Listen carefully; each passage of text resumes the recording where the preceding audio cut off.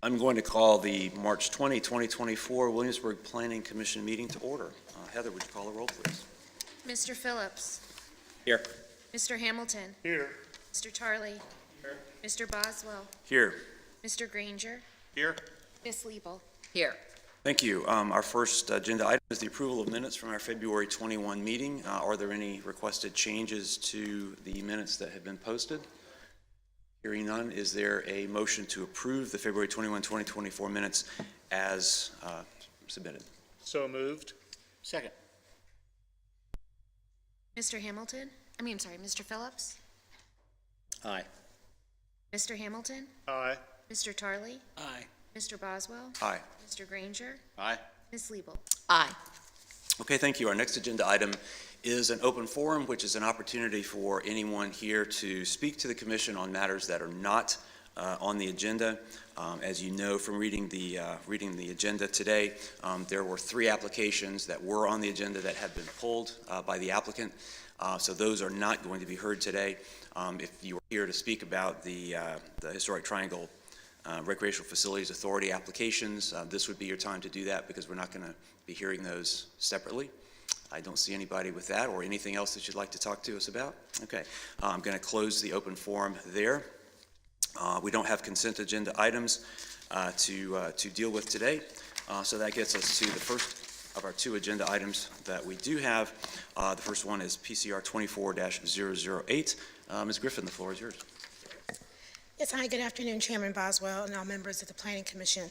The city has received a request, and you've seen an iteration of this request previously. It's request PCR 24008 to rezone property located at 530 Mill Neck Road, and also to remove the property from the CP district. The property is currently zoned limited business. It's a corridor LB4 district, and the applicant is requesting the rezoning of the property to RS2-PDR. This provides a limited site plan of where the homes will go on the property. The applicant is requesting the construction of 6 dwelling units, 5 single-family detached homes, and 1 duplex. There would be 2.0942 acres of open space, and this is the configuration of each of the lot sizes in this particular subdivision. On last year, this came before you, and at that time, the applicant was requesting the same zoning, RS2 to PDR, but they were suggesting to have 9 units, and the Planning Commission at that time recommended denial to the City Council for 9 units, but did recommend approval of the application for RS2. That was the same recommendation of staff. Since that time, the applicant has changed his request. He has gone to speak to residents regarding their wishes and come back with this iteration. The RS2 PDR requires 25% common space. They are providing over that with 2 acres of common space. You also see here they are suggesting to move and not have any development near the current Mill Neck Road. This is 522 Mill Neck Road, so there's quite a large area that would not be developed. There are 5 single-family homes again and 2 duplexes, and the duplexes are located to the rear. These are pictures of the homes that the applicant is suggesting to build. On the right-hand side, you do see a detail of the duplex that would be built here.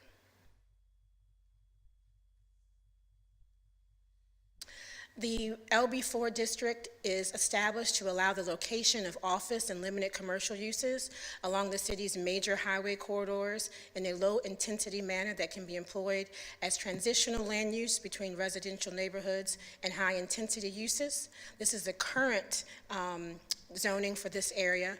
This used to be part of a larger parcel, which included where you now have the CVS Pharmacy and the Citizens and Farmers Bank. It was subdivided, and now you have the limited business standing alone. It's vacant, and they would like to rezone that to have residential. Right now, of course, the LB4 district does not allow residential uses. This gives you an overview of the RS2. The RS2 district allows single-family residential at a low population density, and then the PDR actually allows a more clustered development and allows for duplexes to be built on the property. The comprehensive plan land use designation for this is the RS2 district, and it says it's implemented by the RS1, RS2, and the PDR zoning districts. Specifically, this particular property is in the comprehensive plan on page 15-1. It states, change the comprehensive plan designation for the vacant property at 530 Mill Neck Road from office use to low-density, single-family detached residential, and to rezone the property from corridor office to single-family dwelling RS2. I thought it was important to give a breakdown of how we come up with density, and this is a part of the application that you'll find in your packet.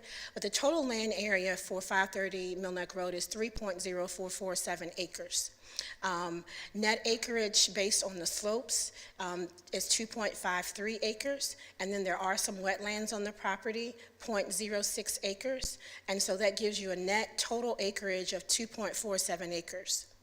The applicant has reduced and taken away right-of-way 20%, and so then you're down to 1.976 acres. The RS2 rezoning to PDR in the comp plan allows you to have 5 units per net acre. So if you take 1.976 times 5, you actually get 9 units. So at this particular request, RS2 to PDR, by right of the zoning ordinance, they can have 9 units. However, the applicant is proffering only to have 6 units. The 6 units is the same number of units that they would be able to have if they were just rezoning to RS2. This breaks this down, so let's concentrate on the RS2. The maximal allowable units per net acre is 1 to 3. And if you do the math, 1.967 times 3, you would get 6. And then if you do the PDR from RS2, again, the 5 that I just talked about, and you get 9. Again, the applicant is proffering to only build 6 units, the same as the RS2 zoning district. The applicant is also requesting this particular property be removed from the CP district. They went to the Architectural Review Board to get their blessing on this request. The Architectural Review Board voted to recommend approval of the property being removed from the CP district. That took place on August 8th of 2023. Based on the changes made to this particular application, specifically, the applicant is no longer suggesting to build 9 units, and at one time at the Planning Commission, they also suggested 7 units. They are now suggesting the 6 units that the Planning Commission and staff originally recommended. And they're proffering that they will build no more than 6 units. Staff is therefore recommending approval of PCR 24-010, and we're also recommending approval that this be removed from the Corridor Protection District. If you have any questions, I'm happy to answer them. And the applicant is here to answer also. Okay, let's start with questions for Ms. Griffin. I have a question.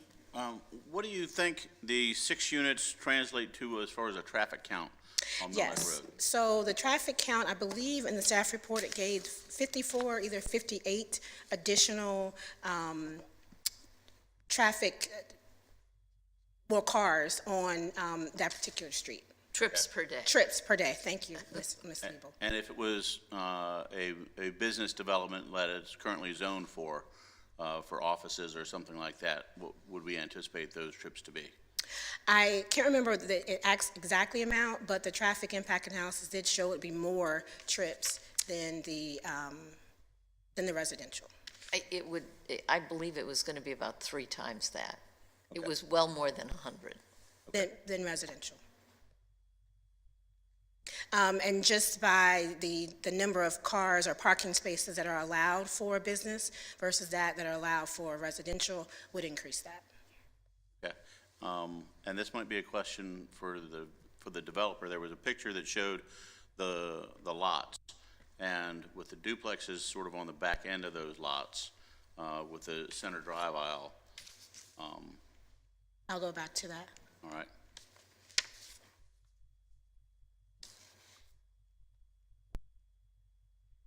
Yep. I guess what would be on the top side of that green area, closest to the number 530, would it not have been practical to just put another home site there instead of having the drive aisle and the duplexes on the back end of it?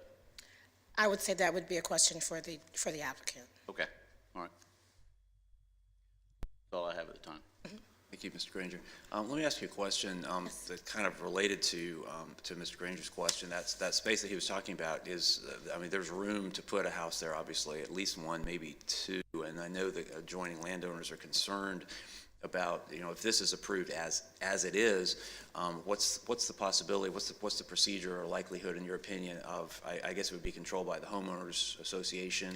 Yes. So what would be the procedure, and maybe, you know, reading tea leaves, the likelihood, in your opinion, your expert opinion, that down the road they might decide, well, let's sell that off and sell it for more home sites. What's the risk of that, do you think? Yeah, so I think those chances are low, and I'll explain why.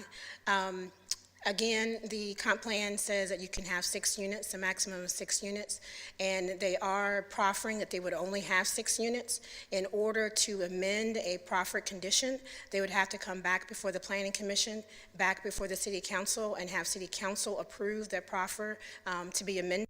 They would then have to get approval to build more than 6 units, with the zoning just allowing 6 units. So there would be 2 things that they would have to go through in order to be able to actually build more units here. Okay, thank you. Other questions? Just one, with respect to the proffered conditions, I know we're considering 4 units as the 4 individual single-family houses, and 2 units would comprise the duplex. I want to make sure that there isn't any confusion as it relates to the proffers where it says no more than 6 units, 4 which will be single-family, 1 that'll be a duplex. When I look at that, that's 5. Well, a duplex 6 automatically, units. a duplex in the planning world automatically means 2 units. Okay. And we can have them put that in parentheses to say 2 units, but for when we For say duplex. structures. Yeah. I mean, there's 5 structures that are 6 units. I don't want there to be confusion over I understand. We can have them to make that clear. Here's lot 5, that picture. You know what? 1, 2, 3, 4, 5. Lot 5 would be, each of the duplexes are individual, and so Lot 5 is the first duplex closest to the single-family homes, and then Lot 6 is the second. Square footage for lot 5 is, The square footage for Lot 5 is 2,611. no, I'm with you now, sorry. Okay. Okay, other questions? Mr. Phillips? I have no questions. Okay, let's go ahead and open the public forum. I'll ask Mr. Getty, the applicant's attorney, to speak. Mr. Chairman, members of the commission, I'm Vernon Getty. It's my pleasure to be back here before you with this revised application and plan. A little brief history first. Millneck Land, who's the owner of this property, is me and my sister. This is a piece of property that's been in our family for generations, and we are at the stage of our life, my sister's older than I am, that we've decided it's time to sell this property. So thus we engaged with Derek and John Liebler, proposed developer here. Tevye has detailed the existing zoning of this property is LB4, which would permit the development of an office park by right. With that, you'd have the attendant parking, lighting, all the things that would go with that development, impervious cover. We actually came to the city, I think in 2019, in the last comprehensive plan update, thinking that a better use of this property would be residential, and the city agreed, and thus the comprehensive plan designation now on the property. The plan before you came out of 2 very cordial meetings I had with Randy Cote and his wife Laura and Scott Jones, who were here, and I suspect will speak to you as well. But we sat down with the plan at the time, which then showed 7 units, and moved things around and came up with the plan before you today. It does move development, concentrates it in the corner of the property closest to CVS and to my office, creates the large buffers you see from both the existing homeowners' lots. And we reduced the number of lots seeking. It is 6, 4 single-family detached, and 1 duplex consisting of 2 units, so 6 units altogether.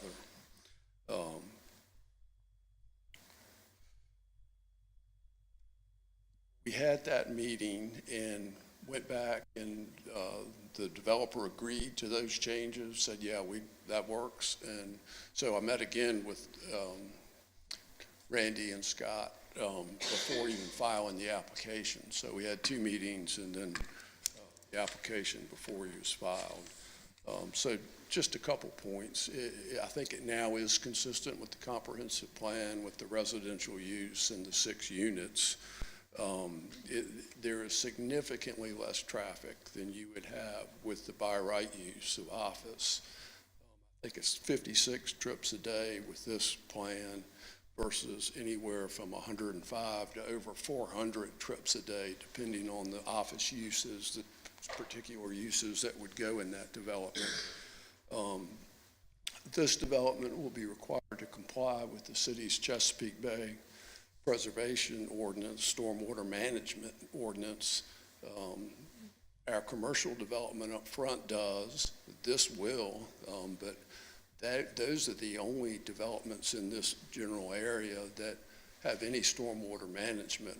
The rest of it was all developed long before Chesapeake Bay Act requirements were in place. So I think this will not harm the stream systems or environment in any way. The homes, Tovia showed you the sort of elevations, proposed homes in the duplex unit. They'll be very attractive. They will be of the highest quality. They've indicated to me they're looking for the single family homes, price ranges in the $700,000 to $800,000 for the lot home package, and duplexes, each one would be in the upper 4s to low 5s in that price range. So I think these will contribute to the neighborhood and won't harm anybody's property values in any way whatsoever. I'd be happy to answer any questions you have of me, which, John, happy to clarify the proffer if it needs to be on units.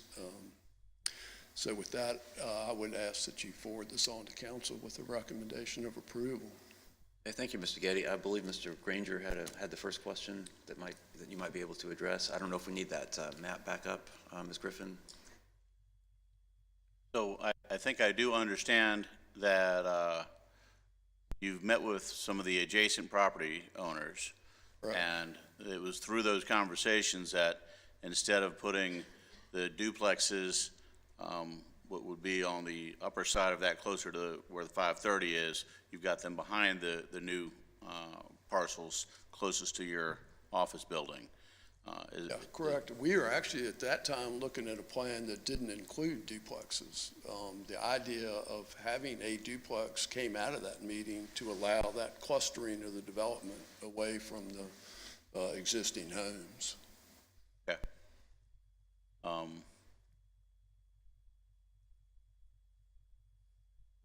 That answers that question for me at this time. Were there any adjacent property owners that didn't have the opportunity to meet with you? Randy and Scott are the ones we met with. Okay. With this particular application, we had a meeting of invited everybody on Mill Neck and the folks backing up on Cole Lane back in the fall when the initial application was filed. Okay.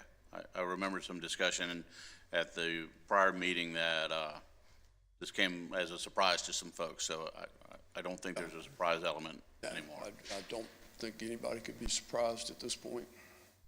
Okay. And I'll just say for the record, I do live on Mill Neck Road, but I'm probably 3/4 of a mile, if not a mile, away from this, on the other side of John Tyler Lane. So it's a road I'm familiar with and walk, but it's far enough away that it's not adjacent to me. Okay, thank you, Mr. Granger. Mr. Tarley, did you want to get some clarification around that language? No, I think we're fine. Okay. Any other questions from Mr. Getty? I have a question. I know one of the concerns that some of the homeowners behind the parcel had was about the loss of trees. Yeah. And it appears by moving the properties closer to your office space and moving them forward, is the developer's plan to retain as many trees as he can? Correct. Okay, okay. Anything else from Mr. Getty? Okay, thank you, Great, Mr. Getty. thank you. I have 3 speaker cards. I'll call them in the order that I have them sitting here. Ms. Fairbanks from the back row.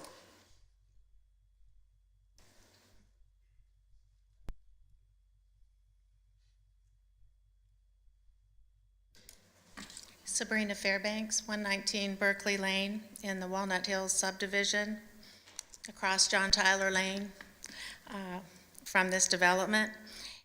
Good afternoon, Chairman Boswell and members of the Planning Commission. Thank you for the opportunity to talk to you about this development. As I stated in the letter I submitted to you, I completely understand and do not oppose this parcel being taken out of the ARB district corridor, that part of the project. The part that is concerning to me and why I would oppose it is that, one, I think it's controversial that this development is in the comp plan. The controversy is that there is a sort of loophole that real estate attorneys, developers, builders, and contractors put a future project, something that they may do in the future, but it is not a part of the current comp plan. So there's some controversy out there with the public in regards to that. The second item is that I think you've already told the developer that duplexes are not consistent with the surrounding neighborhoods. And so I was disappointed to see that there was still a duplex, in the plan. Lots in the general area range from, I believe, 1/3 of an acre to a full acre, and are zoned R1, which would, the 4 houses there along the Mill Neck Road would be in line with that if, we just took out the duplex. I worry that putting duplexes, even the one here, could set a precedent for spot zoning all over your city, all over our city. And, there are multiple homeowners, including myself, who have larger lots, and we have vacant property. What's to stop everybody else from saying, I've got an empty half acre? Mary Lee Darling, our former vice mayor, that vacant land across from Walsingham, it's at the end of Berkeley on Jamestown Road. That's got to be well over an acre. What's to stop her descendants from putting in townhouses, on that lot? So I feel like it could set a bad precedent. And the last you've already brought up is the traffic. And this is hard to imagine I'm going to compare John Tyler Lane to Northern Virginia, but here it goes. The people who live in that area, like Northern Virginia residents, have started to plan their days around what time it is because of the traffic on John Tyler Lane. The residents, one of the residents, Sylvia, who lives at the corner of Jamestown Road and John Tyler Lane, went out in November, and she took a count, and in one Monday morning, there were over 200 cars on John Tyler Lane in a 20-minute period, and in the evening, in a 40-minute period, there were over 300 cars. So for the people who live in this area, it's become quite congested, and if you have just a fewer cars by not having the duplex, I think that's a good idea. Thank you. Thank you, Ms. Fairbanks. Heather, is the clock working today? Okay, thank you. Ms. Fairbanks is well under her time, but I'm just being respectful of everyone. Mr. Wilson. Kind of a deja vu of city council meeting last week. My name is Robert Wilson at 22 The Palisades. It's my first time speaking before the commission here, primarily to express a little concern about what I heard at the last city council meeting. At the last meeting, there was some discussion about trying to reach 13 affordable housing units by 2030.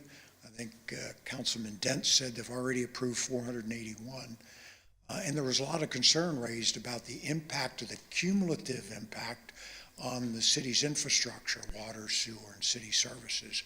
And it didn't seem like that's been properly addressed. The sense I got was each rezoning was considered on its own merits, but there's been no comprehensive view about what's the impact on the availability of our water supply and sewer and those types of things from putting in place all these additional units in so short a period of time. I'm not against proper land use, and this may seem like a small incremental change to that, but I think in future rezonings, certainly the commission should ask for and understand what the cumulative impact of these rezonings are going to be on the city's infrastructure. So, thank you for your attention. Thank you, Mr. Wilson. Mr. Jones.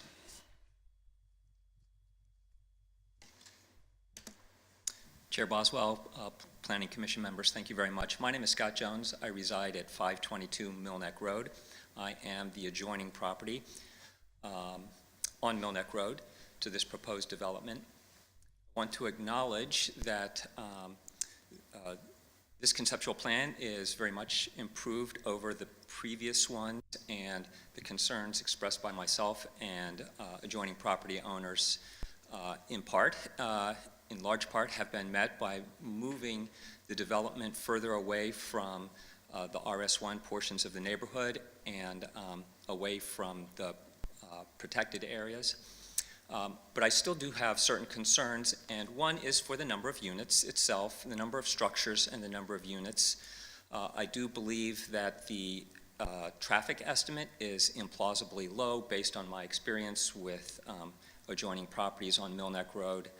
And so I do think that from the standpoint of the character of the neighborhood, the number of units could distort that just based on the high volume of traffic flow. I do have another very serious concern, which I don't know if it can be, I want to state it for the record, and that does have to do with the future disposition of the common space. It was inquired about building units, presumably housing units on that space, which is implausible. However, it is possible to be constructing various other kinds of facilities, recreational facilities. And the attractiveness or the benefit of this plan is preserving the green space, the habitat, the trees between my property and the adjoining properties, but also between my property and 199. Already at certain times of the year, I have a clear view of the traffic on 199 and on the apartments on the west side of 199.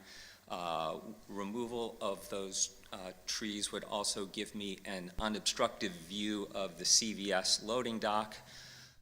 It would eliminate the RS1 character of my property. And so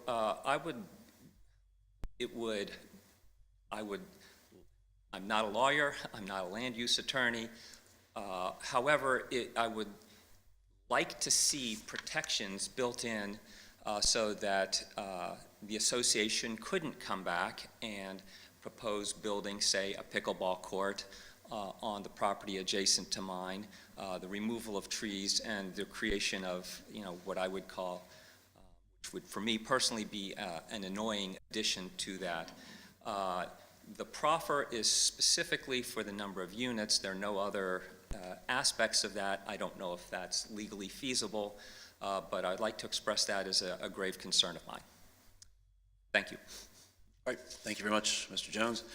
Would anyone else like to address the commission? I see one movement, not sure it's toward the door or toward the podium. Okay. Oh, I see 2 for 1, all right. 2 for 1. Ruth Kaiser. I live at 609 Richmond Road. Hi, Heather.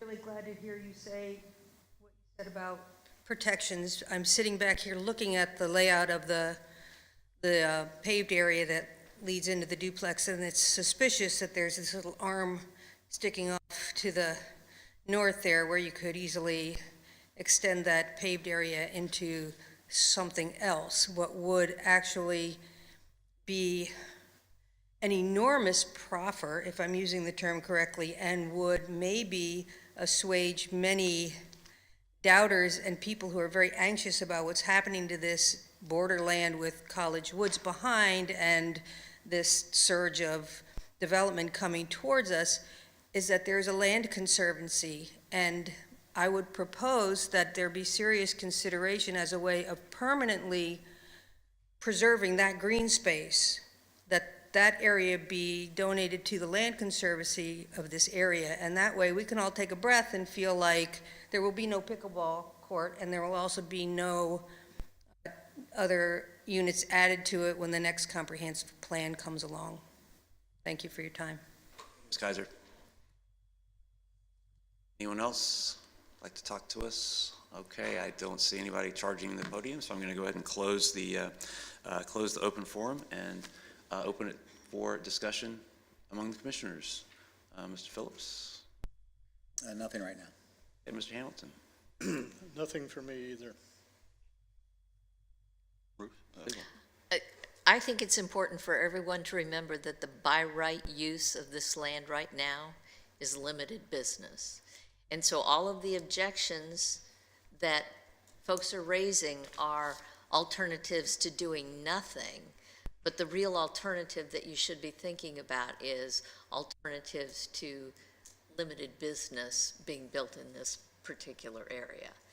And so I think it's important to consider the best of alternatives. And this plan is much improved over what we saw originally.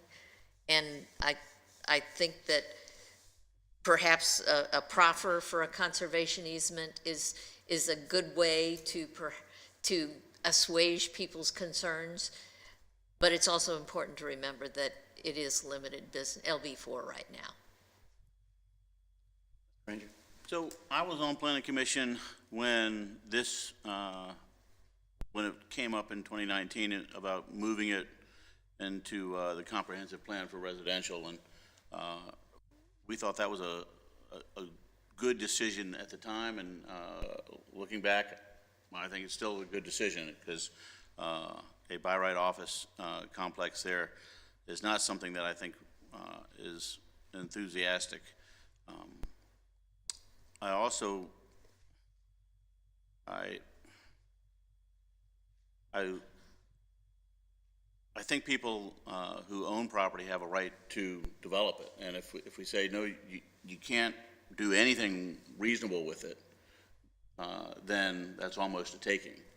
And so the question that I wrestle with is this a reasonable plan compared to some of the other options out there? And I feel like the developer has gone from 9 units, and when we met with them before, we talked about, no, we feel better about 6. And while we weren't enthusiastic over duplexes, there was a lot of discussion about the duplexes destroying people's property values, because I think, unfortunately, a lot of people look at a duplex and say, well, that's going to bring my property values down. But in many cases, if they're done well, which it sounds like these have been designed to be high-end duplexes and maintenance-free living for people who maybe live in a larger house on Mill Neck or somewhere in the city, and they want to live in a smaller place with maintenance-free and a little bit of square footage but still live on their own, this might be an option for them. I think those are all things to certainly consider. I did want to get clarification. It sounds like there's intending to be a homeowners association with this? Yes, I think there'll have to be, with the stormwater management facilities, I think there'll have to be a mechanism to maintain them. So yes, there will be a homeowners association. Okay, so these 6 lots would be sold off, but then the remainder parcel would be owned by the homeowners association? Correct. Okay. I think she had some good suggestions, and the audience came up with some interesting ideas for. We're happy to look at some sort of easement arrangement to assure people that that will remain space. Okay, I think those are the things that come to my mind. Thank you, Mr. Granger. Mr. Tarley. Well, first, I guess, there's no controversy, it doesn't seem to be, to remove it from the corridor protection district. I think that was the one thing that we did approve the last time, but I guess we got to go through that again. Zoning, I do appreciate the fact that the owner and the developer worked with the adjoining owners to sort of come up with a proposal that would better work than what had been proposed before. It is, from the looks of it, very isolated from the remaining part of the neighborhood, and still retains that buffer in the back. And I appreciate that work and the expense that went into in time to do that. Some of the other things I do, the comment on the water and the infrastructure, I think is a good comment. Maybe not for this particular proposal since it's such a kind of a small one, but the other concerns I have less about there being duplex precedents or some controversy with respect to the comprehensive plan and possible uses. There's reasons why it's recommendations and not rezoned at the comp plan. Traffic, it's always a question. All we have are the actual numbers that are anticipated from the traffic engineers as to the expected trips that each home will bring versus the anticipated trips that an office use. It's just simple data that they plug into those calculations. So I have no reason to doubt those numbers based upon what we have. And, with respect to, any restrictions, I mean, you're kind of limited on what you can do.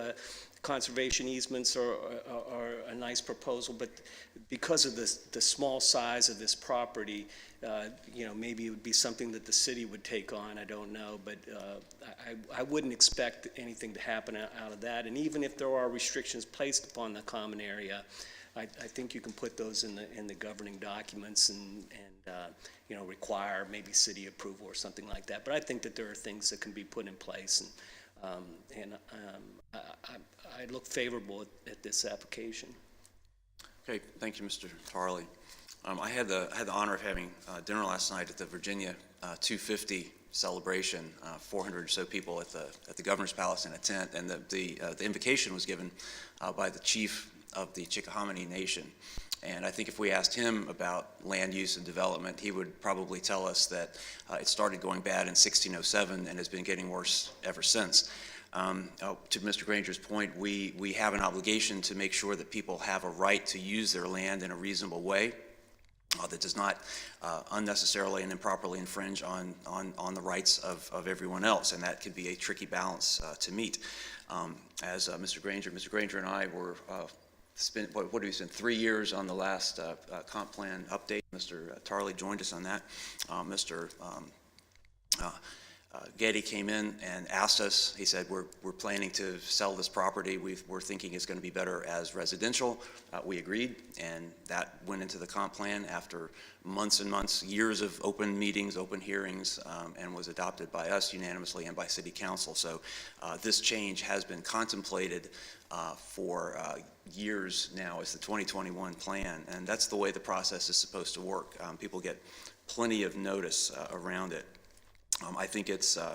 I think the concern about the property values with the duplex. If you look at it, once this is built, nobody's going to know there's a duplex there except probably the adjoining landowners, and those property values are probably going to be enhancing those around it, much more so than backing up to commercial. If I were living next door to this property, I would much rather see high-end houses there than an office building or something else as could be done right now.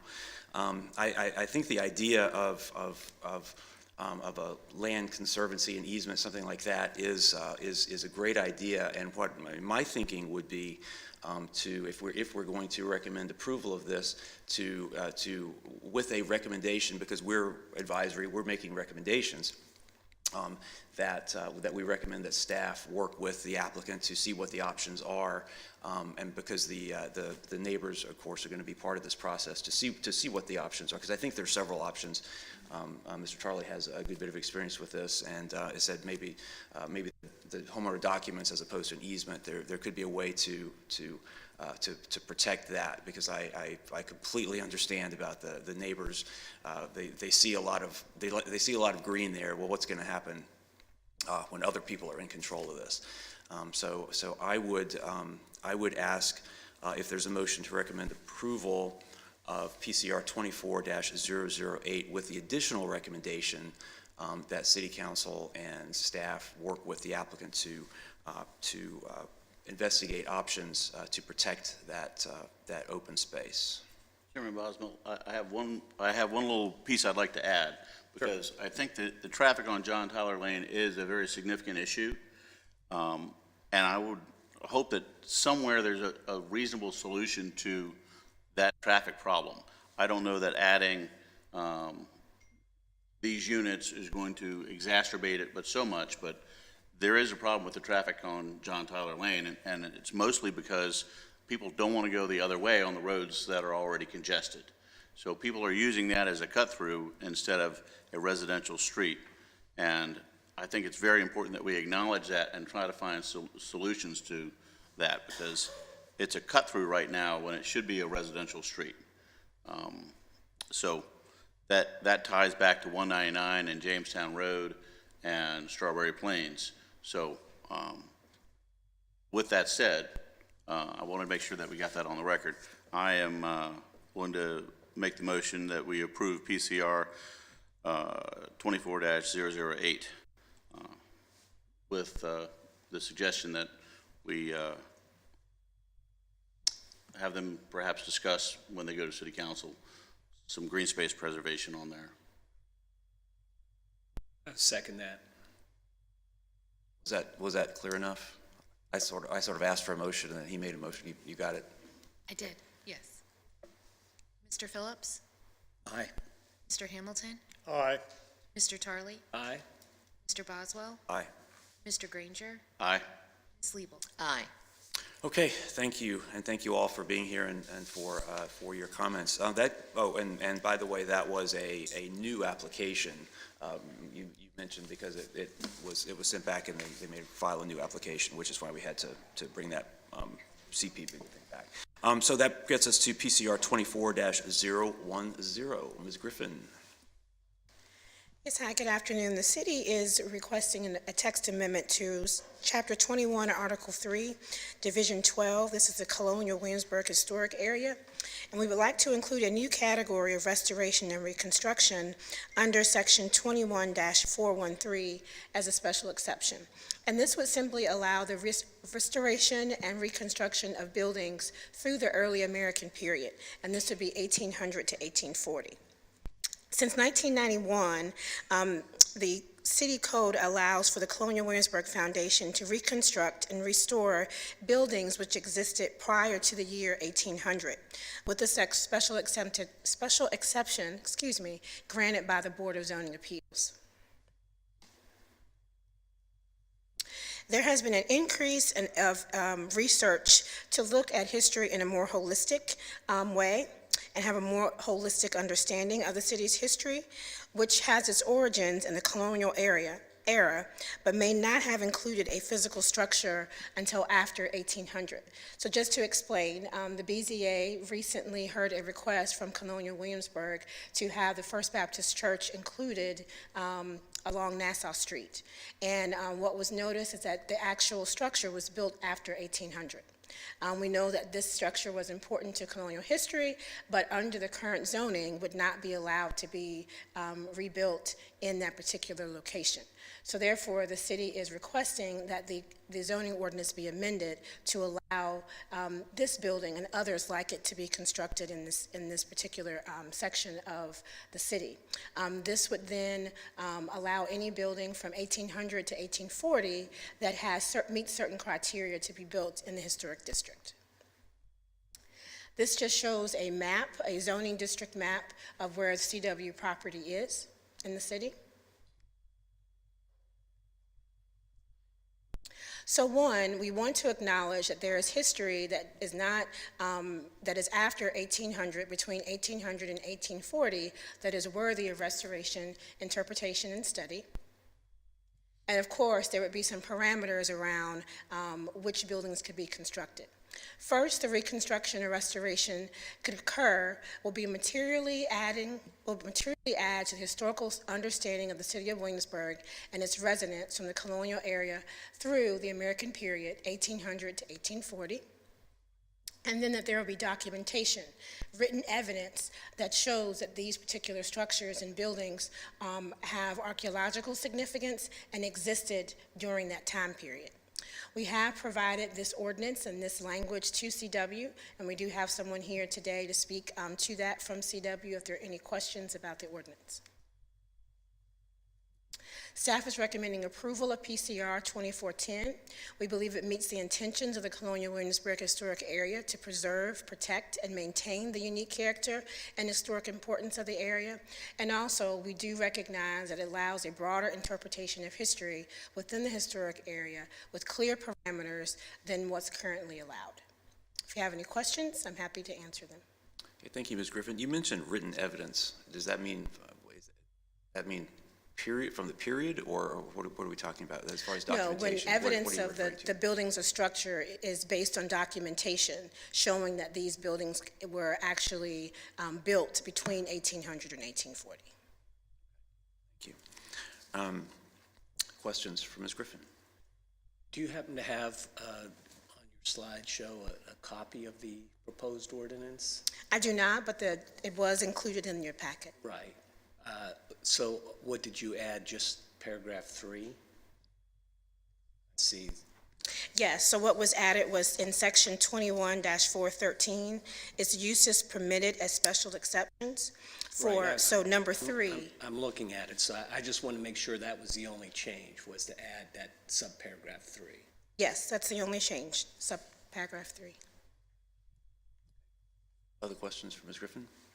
Okay, before I open the public forum, I will mention that I am, in addition to being chair of this commission, I am chair of the Board of Advisors for the Let Freedom Ring Foundation, which is the nonprofit 501c3 that supports the historic First Baptist Church of 1776, of which this is a part. Serving in that role does not raise any kind of a conflict for me serving in this hearing.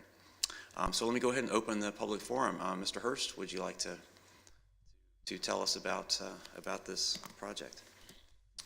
Thank you, Mr. Chair. My name is Ron Hurst. I'm the Chief Mission Officer at Colonial Williamsburg.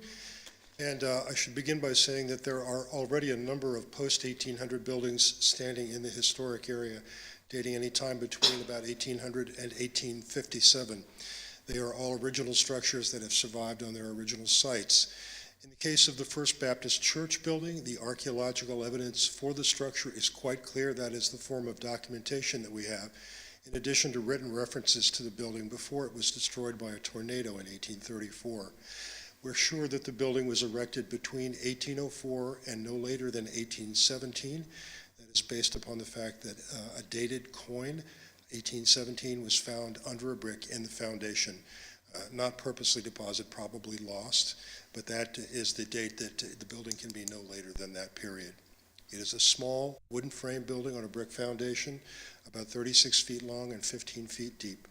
And it is adjacent to a number of fences that are also archaeologically defined and 62 human burials, which we also propose to mark permanently.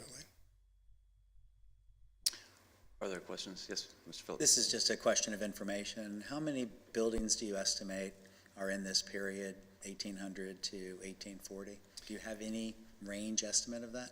In terms of those that are standing already or that might be reconstructed in the future? Yeah, it's a speculative question. It's really like, what are we talking about, 10 or 100? Like, what are we talking about? In terms of future reconstructions, I would say less than 10. And the reason for that is that when the capital moved to Richmond in 1780, it took with it the economic lifeblood of the city. The population dropped by a significant number by 1790.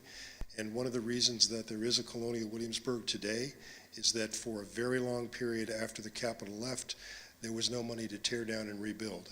So there are relatively few post-1800 buildings in town until about 1890 or so, and then there's a building boom. Thank you. I have a question. You'd mentioned 1800 to 1857. Is there a reason you restricted to 1840? I think that language was suggested for us by the city. The likelihood of anything going beyond 1840 is very unusual. That one post-1840 building is the Bowden Armistead House at the corner of Nassau and Duke of Gloucester Streets, built just before the Civil War and is still owned by only the second family that's ever been in it. Thank you. Mr. Granger? Nope. Okay. Thank you, Mr. Hurst. Would anyone else like to address the commission during the open forum about this proposal? Okay, I'm going to close the open forum and ask, are there comments? I can say this is one of the most exciting projects that I've been involved with and that I've seen this entire from start to finish, with especially with the descendant community, the community of the descendants of those folks many of those folks that are buried there and that worship there. I think it's a good project, and I think this is a small part of it, but it's a necessary part of it. So is there a motion to recommend approval of PCR 24-010? So moved. I second. Mr. Phillips? Aye. Mr. Hamilton? Aye. Mr. Tarley? Aye. Mr. Boswell? Aye. Mr. Granger? Aye. Aye. Okay, thank you. We don't have site plans. We don't have unfinished business. We have a piece of semi-new business that I want to mention to staff and to the commissioners.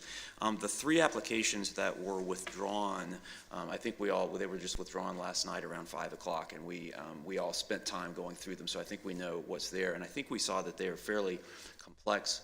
That require changes to the comprehensive plan, that require a lot of deliberation and careful thought. And my thought is that it's probably more than we want to tackle at one of our regular meetings.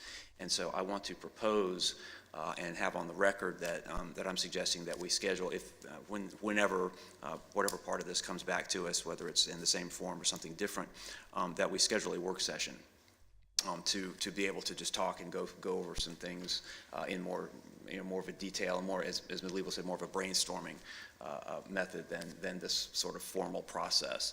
And so I'm going to suggest that it's not a motion, it's not a Ipsy Dixit. It's just I want everybody to be aware that I think when this comes back, we should probably do that. So as you're talking to folks, there will be a public input and all of that. So a work session prior to it coming back. Prior to it being said, and I think staff can make sure that we do that, because we're talking about a fairly significant amendment to the comp plan that you and I worked on for 3 years. Right. Creating a new zoning category, I think, is a pretty big thing, and that's a complicated project, complicated piece of land. So I think it's important that we spend the time to do it very deliberately and carefully, and vet it and make sure that it's done right. And of course, the public will be available. Absolutely, be at a absolutely. Work session Yep. and Yeah, a freer exchange of ideas and information. Right, and so they would have the opportunity if at work session, or if we had 2 work sessions, however it works out, and at the hearing once we get to it. Yeah. So I'm going to propose that and just think about that and ask staff to work on that and keep that in mind whenever it comes back. Okay. So that's all I have under new business. We're going to go ahead and dispense with the commission reports for today. Next hearing, April 17, we have a site plan for the new police station. And so that's all that's on the calendar for next time, as far as I know. Anything else that we need to talk about today? All right, thank you all. We're adjourned.